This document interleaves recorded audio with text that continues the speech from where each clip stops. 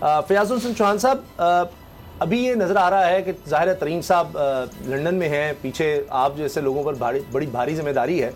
एक तो हम ये देख रहे हैं कि बहुत से लोग जिनका हम एक्सपेक्ट कर रहे थे, महमूद मौलवी साहब जैसे हैं, वो भी अब कह रहे हैं कि जी मैंने तो कोई फैसला ही नहीं किया। इसी तरह अली जैदी साहब, इमरान इस्माइल या फवाद चौधरी, वो भी कहीं नज़र नहीं आ रही। ये हुआ क्या है?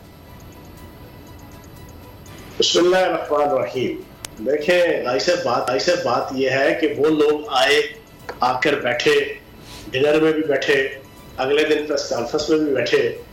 अगर वो उसके बाद ये कहते हैं कि जनाब अभी हमने ज्वाइन नहीं की, तो ये आप उनसे पूछ सकते हैं, ठीक है ना।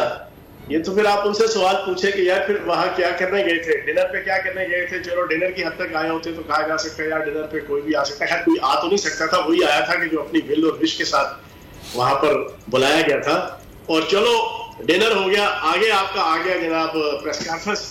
तो फिर प्रेस कॉन्फ्रेंस के अंदर जनाब आप क्यों आए, तो ये आप उनसे सवाल पूछें कि क्यों जनाब आपने इस किस्म के स्टेटमेंट कर रहे हैं। ये सेफ एंड सिक्योर गेम खेलने की कोशिश कर रहे हैं। असल में सोशल मीडिया भाई साहब इस वक्त एक ऐसा टूल है जिसके जरिए से जो है वो पीटीआई सारी की सारी चलाई जा रही है। मैं भी 15 साल से मीडिया पर्सन हूँ और 40-44 साल से सियासी कारकुन हूँ, और 15 साल से मैं एक बड़ा सोशल मीडिया और इलेक्ट्रॉनिक मीडिया का जनाब एक्टिव बंदा हूँ। वजीर इत्तलात 5 साल रहा हूँ।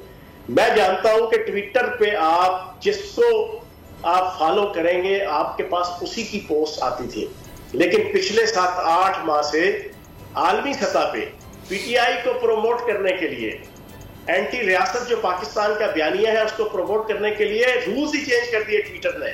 सैन फ्रांसिस्को के अंदर जो मौजूद है उनके जनाब सर्वर, वहां पे एल्गोरिदम्स और आपके आर्टिफिशियल इंटेलिजेंस के जरिए से आपने नहीं भी किसी फॉलो किया हुआ, मैं अगर अपना ट्विटर खोलूंगा तो मुझे 1000 पोस्टें जनाब मेरी टाइम लाइन पे मौजूद होंगी जो प्रो चौहान साहब। ये तो कमाल है कि मतलब बड़ी बड़ी रियासतें नहीं कंट्रोल कर सकें ट्विटर को, तो इस पार्टी ने कर दिया। ये बताएं, आप तो वज़ीर इत्तलात रहे, तो ये 25,000 महाना 30,000 लोगों को दिया जाता था, आप उस वक्त खामोश क्यों रहे? ये तो करोड़ों अरबों रुपया बनता है, ये तो कोई बजट शायद वज़ारत इत्तलात का इतना नहीं है। मेरे दौर में आपकी इत्तला के लिए अर्ज़ है, मुझे 2 दफा वज़ारत इत्तला से उतारा ही इसी वजह से गया था। असलान खालिद और आपका जो जबरान इलियास है जो बाहर बैठा हुआ है और गैर मुल्क की एजेंसी के हाथ का वो खास एजेंट है, उन लोगों ने 2 दफा उतारा ही मुझे गया था। जो वो बेसिकली ये पीछे थे कि मैं उस तरह की पॉलिसीज इंप्लीमेंट नहीं कर रहा था डीजीपीआर के अंदर जिस तरह की वो चाहते थे। ये मेरे जाने के बाद चौहान साहब अभी भी है, ये 25,000 रुपया महाना जा रहा है 30,000 लोगों को, सर ये अरबों रुपया बनेगा।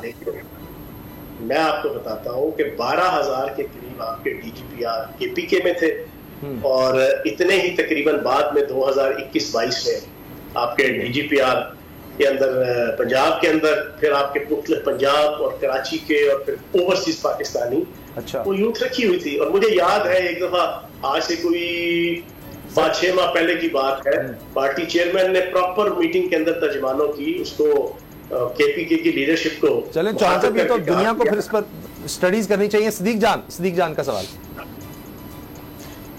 चौहान साहब ये बताएं कि जो नुमान लंगड़ियाल साहब हैं और रोहन चौधरी साहब हैं, वो अभी तक शहबाज शरीफ की काबीना का हिस्सा हैं, तो अभी पार्टी ने कोई फैसला किया उनके हवाले से कि वो काबीना का हिस्सा रहेंगे या वो सरकारी ओहदे छोड़ देंगे? इसके ऊपर कंसल्टेशन हो रही है और तकरीबन कोई 1-1.5 हफ्ते तक इसका रिजल्ट आ जाएगा। चौहान साहब, इस पे जिस तरह से आपने कहा कि माहाना तनख्वाहें मिल रही थी इन वर्कर्स को, तो ये जो सारी फंडिंग है ये खैबर पख्तूनख्वा हुकूमत से डायरेक्ट होती थी या फॉरेन फंडिंग की मद में आती है बाहर से? ये देखिए, इस पर बहुत सी चीजें हैं, ये इन्वेस्टिगेशन हो रही है, आपके सामने इसकी पूरी डिटेल्स केपीके और पंजाब के हवाले से सारी डिटेल आएगी। उसमें जब आपकी हुकूमत थी तो आपके डीजीपीआर में सोशल मीडिया का रखा गया था कि हमारे होता क्या है। जो डीजीपीआर है उसमें एक इंफॉर्मेशन डिपार्टमेंट है, पीआईडी पाकिस्तान इंफॉर्मेशन डिपार्टमेंट, वो वफाक का होता है, डीजीपीआर सूबों के होते हैं। डीजीपीआर के अंदर पहले सिर्फ अखबारात और रीजनल अखबारात का हिस्सा होता था, फिर इलेक्ट्रॉनिक मीडिया आया तो फिर उसमें इलेक्ट्रॉनिक मीडिया का हिस्सा भी जनाब आपके जो एड्स होते हैं डेली बेसिस पे, जो करोड़ों रुपए के एड्स जाते हैं डेली बेसिस पे, अच्छा, उनका हिस्सा आ गया। पिछले कई सालों से सोशल मीडिया का रोल डाला गया। मेरे दौर तक तो सोशल मीडिया का रोल नहीं डाला था। अच्छा, ठीक है, इन्होंने कोशिश की, लेकिन उस पर मैंने कुछ चीजें तय करने की कोशिश की कि कुछ रूल्स एंड रेगुलेशंस तय किए जाए, क्योंकि सोशल मीडिया बुनियादी तौर पे सबसे आवारा, दज्जाली, शैतानी एक टूल है, जिसके अंदर जनाब किसी की इज्जत, रियासत की इज्जत उछाल दो, अदारों की उछाल दो, गिरोहों की उछाल दो, किसी की जात की उछाल दो, आपको कोई पकड़ धकड़ नहीं है, कोई रूल्स एंड रेगुलेशंस नहीं है, कोई आपकी जनाब आइन और कानून नहीं है। मैं उस वक्त इनको कह रहा था कि पहले कुछ रूल्स, कुछ आइन, कुछ कानून सेट करें, वो चीजें इनको पसंद थी। इन्होंने जब दूसरी दफा मुझे उतारा तो उसके बाद फिर सोशल मीडिया का भी एक हिस्सा डाल दिया गया। जी, ये फैजल चांद साहब, आपने कहा आप ये लॉगरिथम इन चीज़ों को समझते हैं, तो क्या आपके ख्याल है कि ये सारी बुराइयों की जड़ जिस तरह आप कह रहे हैं तो सोशल मीडिया है, तो ये आपने आते इस्तेकाम में पाकिस्तान पार्टी के लिए फिर सोशल मीडिया का इस्तेमाल या करना नहीं, अगर करना है तो ये सर ये क्या हुआ कि वो महक मलिक साहबा हैं, उनका फेसबुक पेज लेकर चलाना शुरू कर दिया? सर आपको तो इसमें बताना चाहिए था कि ये कौन खातून है, उसका पेज लेने की क्या जरूरत थी? वो एक बदनामी बन गई पार्टी के लिए आते ही। इसका चलाना शुरू कर दिया जी, ये महक मलिक हैं, ये आर्टिस्ट है, उनका पेज लेकर, यानी फेसबुक पेज, इसका वो क्रिएटर की जगह ये लिखा आ रहा है आपके ऑफिशियल पेज पे। ये सारा पीटीआई के ये जो नेगेटिव जो बेचारे लोगों के जहर आलूद किए हुए, ये सारे उनके टैक्टिक्स है। अच्छा, यही तो मैं कह रहा हूँ दज्जाली है ना आपका टूल, यही तो मैं कह रहा हूँ कि पूरी दुनिया की जितनी ये चारों टूल्स है, अब ये चारों टूल्स कोई सऊदी अरब से या नौज़बिल्लाह माज़अल्लाह मक्का मदीना से तो नहीं डील होते ना। चौहान साहब, ये सारे यहूदी, चौहान साहब बड़ा इफेक्टिव प्रोपेगेंडा बेशक था तहरीक इंसाफ का। जी जी, अच्छा मेरी पूरी बात सुन जी जी जी। आप तीनों दोस्तों की इत्तला के लिए अर्ज़ है और तीनों बाखबर है, आप तीनों को पता है कि ये जो इंस्टा, फेसबुक, ट्विटर और टिकटॉक, ये सारे के सारे जो जितनी आपकी यहूदी ताकतें हैं, आलमी ताकतें हैं, ये उनके टूल्स हैं, ठीक है ना। इन्होंने अरब के अंदर जो इनकलाबात लाए पिछले 15 सालों में, डिक्टेटरशिप के खिलाफ, बादशाहत के खिलाफ, लॉलीपॉप्स दे के, सुहाने ख्वाब दिखा के, वो जब आ गए इसी सोशल मीडिया के जरिए से वो लाए थे, आने के बाद वो मुल्क तबाह है, वो मुल्क टोटे टोटे हुए हैं, वहां पर फिरकावारियत, वहां पर लसानियत, सुबाइयत की बुनियाद पे मुल्क तबाह हो गए।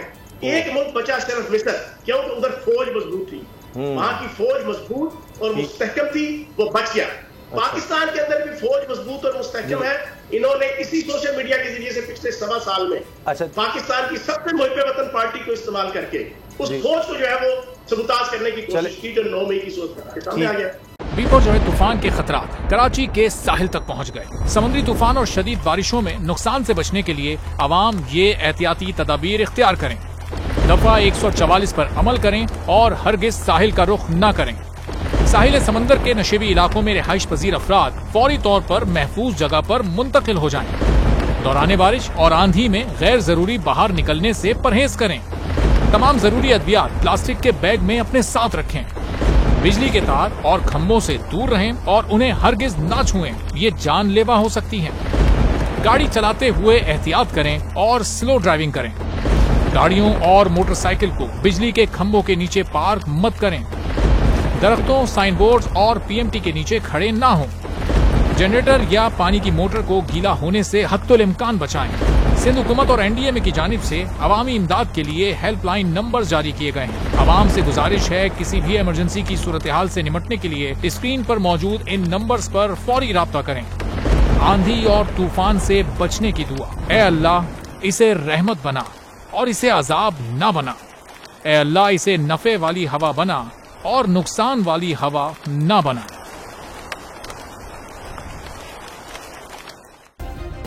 सब्सक्राइब करें और बेल दबाएं ताकि कोई खबर रह न जाए।